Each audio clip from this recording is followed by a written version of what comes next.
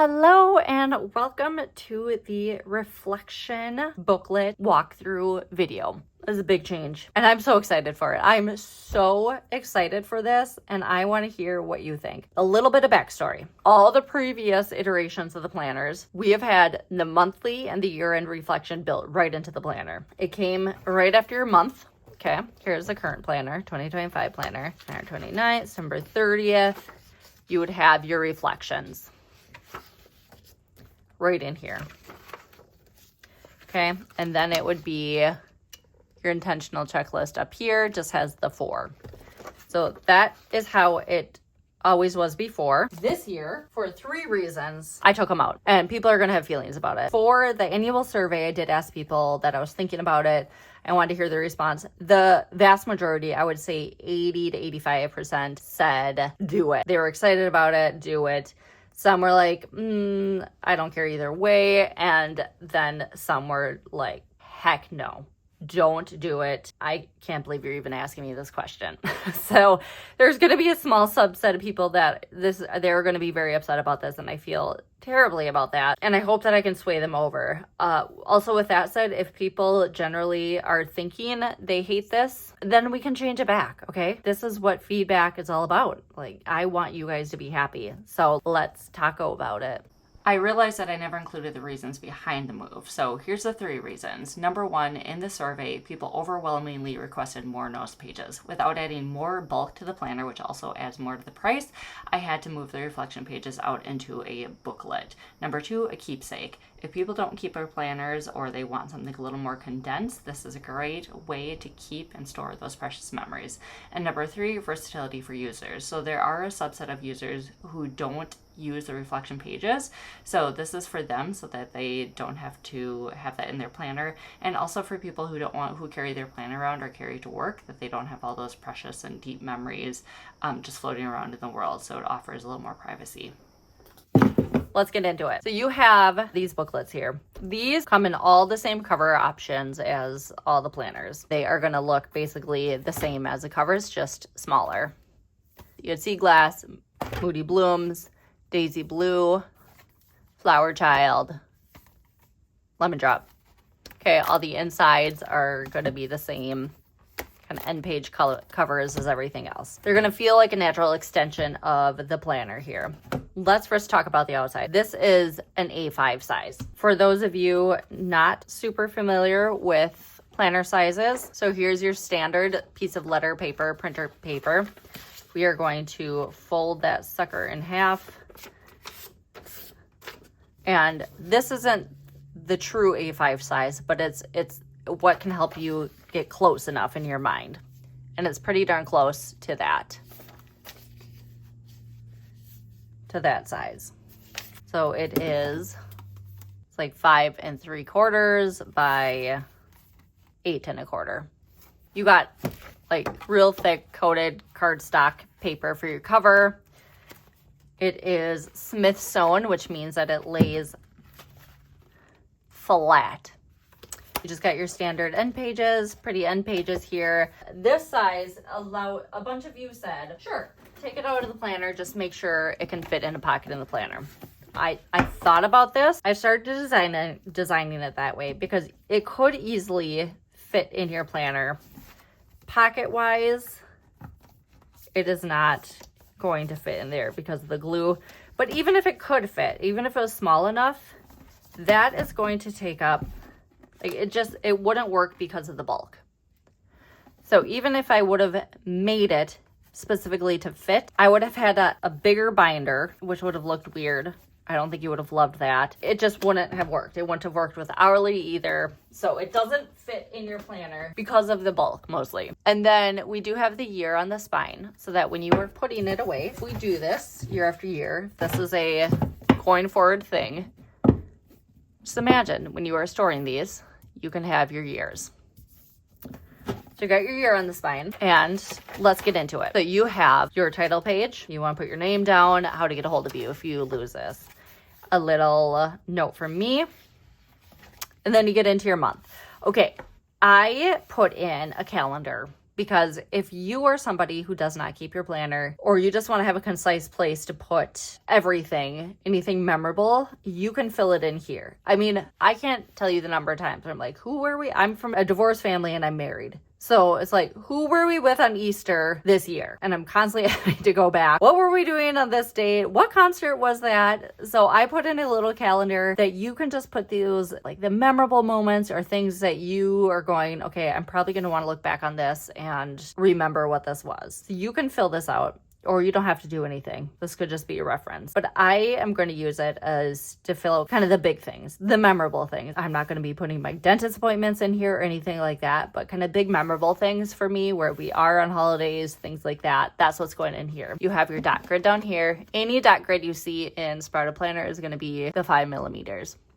You have this question, which is going to be the same across every month, which is review your calendar from the month. What stands out as memorable? I just love starting out my reflections of going, what stands out in your mind? What stands out as memorable? And then you start breaking it down a little bit more. So these 3 questions are going to be the same every month.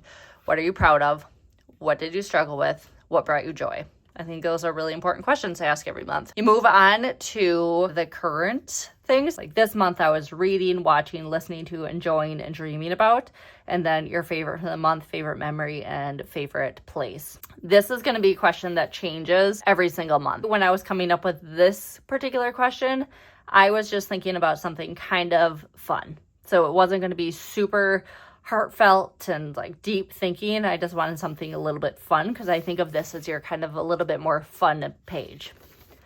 Next, we move on to our intentions. Sprouted Planner is helping you live an intentional life through planning. So intentions is a big part of it. So you have these 4 things that you set up in your prep pages: your values, your people, your year list, and your previews. What were your intentions for these 4 things? Oh, and also this corresponds with your monthly checklist: values, people, year list, previews. Values, people, year list, previews. You have those things. What were your intentions for them and how did it go? What were they? Did you do them? Then this question down here is changes every month too. This is going to be more of a thought-provoking question in this changing one. So you have your intentions and then your last page is looking forward. So you have 2 questions that are going to remain the same every month. What are you looking forward to? What are you feeling challenged or worried about? And then this is going to be a changing one.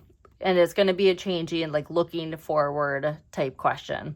So this one is, what do I want to make space for in February? Here you have your upcoming focus. So you're going to review your prep pages in your planner of your values, your people, your year list, your previews. What of those in those intentions and prep lists, like what do you want to focus on for these 4 things? And then you are going to write down what is the priority. And then it goes on to the next month. Now in your planner, and every month I added monthly reflection. So now that it's no longer in the planner, you can still go back every time you turn to a new month. In your intentional checklist, you have that monthly reflection. So it reminds you to go back into your booklet and to do your monthly reflection. So you do that every month. And then at the very end, you have your year-end reflection. Just reading through here really quick because I want to note a few things on here. Your year-end reflection. Review your calendar and reflections for each month over the last year. What stands out as memorable and or significant? So I love when I am going through my year-end reflection, going through this. I kind of look at the calendar and then I read through every month what stands out as memorable to me and really noting what the big memorable of that was. Because what stands out as memorable in January, right after you get done with January, isn't going to be exactly the same. So out of that, like what is super memorable there from your year? Next, what am I most proud of? What challenged me the most? And what brought me the most joy? So those tie right back to those questions after every month. There's intention in the year and reflection. And then in the beginning pages of your planner, you wrote your hopes for the year. Read it again. Did your hopes come to fruition? Write about it. So that is referring to this section when you are filling out your prep pages in your planner. Next up, we have in each monthly reflection, you listed what you struggled with. Are there reoccurring themes, any personal insight? Again, that kind of points back to this question. So you look back on all the things that you struggled with, and man, a lot of times I can provide a lot of insight here. So you look back on that. Next, review what you were feeling challenged or worried by from each month's looking forward So that is this question. What are you feeling challenged or worried about? How did it all turn out? It is really great to see things that you're worried about, how it turned out at the end of the year. And then write about your value-based intentions this year. Did you do what you intended to do? Why or why not? You can write, I know it's not a huge space, but you do have extra pages back here that you can overflow onto. Your favorites from the year. This doesn't correspond perfectly with what you did every month, but it's just an expanded list because that's just fun. It's just fun to think about your favorites. Your favorite movie, show, book, song, podcast, thing you made, thing you ate or drank, place, memory, thing that made you laugh, adventure, and purchase.